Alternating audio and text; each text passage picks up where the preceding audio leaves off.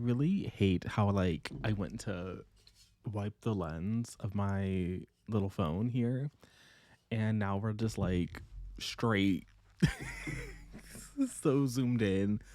This is not flattering in this is not helping either. But you know what it is.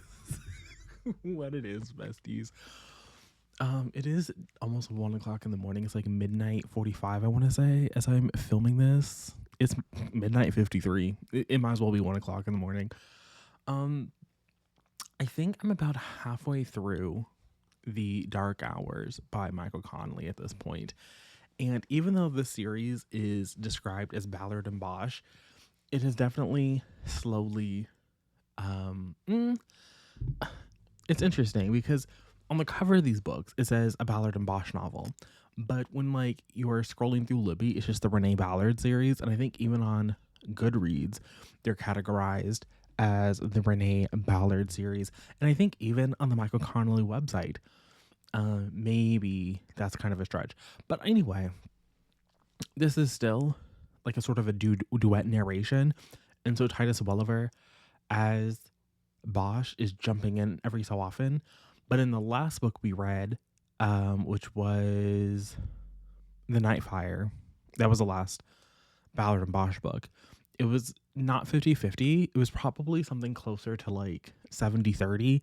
But the very first one that we read in the series, that was a little bit more 50-50. And so far, we have not had a single Bosch perspective chapter. We are really just following my girl Renee, and so it's really sort of interesting. And again, Renee has a job, and so I think that is a little bit more interesting than watching the Hieronymus of it all. But then at the same time,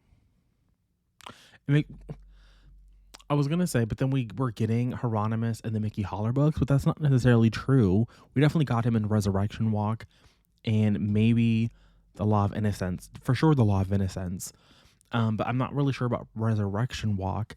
And then he was not really in the Proving Ground like that, because we were getting Jack McAvoy in the mix, and so he was sort of the was he in the Proving Ground? It's been so long, besties. So it's sort of interesting to see where the Hieronymus perspective is popping up and where it's not popping up. And then I'm also pretty much led to believe that The Waiting, the most recent Ballard and Bosch novel, we're going to get more of Maddie Bosch, like as an actual main character and not just as like this person. So it's also in this book right here, The Dark Hours, where Maddie is off in the academy. She's in the police academy. Last we saw her, she was getting her psychology degree at Chapman University. And so now it's the middle of the pandemic. And maybe that's also why we're not really getting Bosch, because Bosch is like a septuagenarian cancer survivor in the middle of a global pandemic. So like we've seen him out and about a little bit. He definitely gave Renee Ballard a hard time about going and getting, now the vaccine is out apparently. So I guess yesterday I had some reading comprehension errors, but the vaccine is out, at least for people like Bosch who, you know, are old and fucking cancer survivors. And so he got jabbed. He's been vaxxed. He's not an anti-vaxxer, thank God. Like, he already has so many issues. Can you imagine if he was an anti-vaxxer? Again, I say all these things, like, the worst thing about him is that he's a police officer, which is a pretty bad thing given how he goes about policing, and how Renee goes about policing. But at the end of the day, they are like decent humans and parts of society. As for the case that we're investigating, it's kind of two-pronged. The sort of central mystery between Ballard and Harry Bosch is that 9 years ago when Harry Bosch was on the case, there was this man who got murdered, and he had a business deal with some dentists. Crazy, I know. And the dentist maybe got this man murdered. And it also seems like there was a crooked cop in the mix. So a crooked cop was acting as the hitman and a street banker.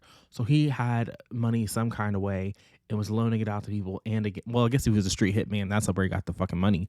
So he was doing hits for the gangs, and he was also at the same time working as a hitman, street banker man person type deal. So that was his, lovely little MO. Love that for him. That's what he was doing with his life. You kind of hate to see it, but that's what he was doing. And so at the very beginning of this book, the ballistics matched that and say murder. So this time it was the owner of like a mechanic shop, and he had been in a gang, but he had bought his freedom from the gang, which apparently you can do. I didn't know you could do that, but he bought his freedom from the gang. And he also got mixed up with these dentists and wound up dead. And so that's one of the cases. And then Renee's actual job that she's actually supposed to be doing, the one that she's getting paid to investigate, is working with the sex crimes table, because there is a serial rapist in Los Angeles. And actually it's a duo. It's a pair of rapists, and they are wreaking havoc amongst the citizens. And so she's investigating them. And so she has some leads there. She has some leads in the murder. And the part where I just left off is the street banker hitman cop broke into her home and was going to murder her in her sleep, but she woke up and crushed his windpipe. And then he decided that actually he didn't want they love an emergency tracheotomy. And so she, cut open his throat on FaceTime with her new EMT boyfriend. And then when she was like, yeah, that little tube in your throat is keeping you alive, the corrupt cop ripped the tube out and let himself die, which I think is crazy. But I guess if you were a crooked cop and you had just been caught red-handed by the police in the middle of a new hit, maybe you too would choose offing and hoping that like maybe it'll look like she killed me instead, even though who goes through an emergency tracheotomy just to kill somebody? Like, they got you breathing on FaceTime, and then they're like, okay, actually, no, I'm going to kill you. Doesn't make sense, but that's where I'm at. And overall, like, I'm having a good time. I'm enjoying what I'm reading. I think that's going to keep me company beautifully tomorrow. Tomorrow, I finally have to bite the bullet and make some more breakfast burritos. I did buy all the ingredients on Friday when I was off, and I just couldn't be bothered to make them. But I have a singular burrito left. And so when I eat it tomorrow, I will have 0 burritos left. And so I need to get on that. So I'm probably going to finish this tomorrow while I'm making my breakfast burritos. I haven't decided if I'm going to eat. I had lunch today at like 3:00 in the afternoon, and it's about to be, by the time I'm done editing this video, it's going to be close to like 2:00 in the morning. And do I need to make a Caesar salad at 2:00 in the morning? Probably not. I don't need to be up until, I have to be at the restaurant at 11. And so I really don't need to be up until 9:30, 10. And so if I go to bed at, 3, because I make my little Caesar salad,